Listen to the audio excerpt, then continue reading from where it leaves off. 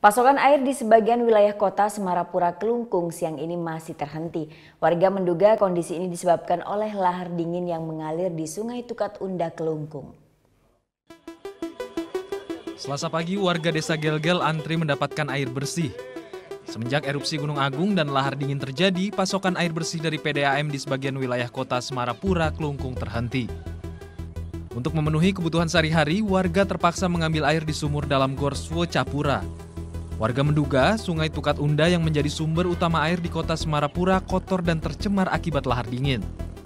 Warga berharap pemerintah daerah segera mengatasi persoalan ini. Air pumpnya gini mati. Dari kapan matinya, Pak? Dari kemarin. Udah ada himbauan dari pemerintah, Pak, kapan hidupnya?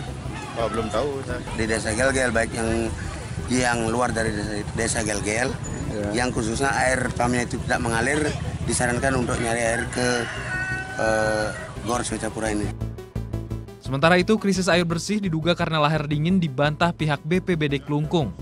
Pasokan air berhenti karena adanya kerusakan pada mesin PDAM. Keperluan air bersih ini bukan terkait dengan erupsi ya, adanya mati air ini Pak Direktur PDAM sudah bilang bahwasanya terjadi kesalahan teknis, artinya ada kerusakan mesin. Sementara itu, aliran Sungai Tukat Unda Selasa siang masih berwarna kelabu pekat dan mengeluarkan bau tidak sedap. Warga diimbau menjauhi area sungai agar tidak terkena dampak bahaya lahar dingin. Tim Liputan melaporkan untuk NET.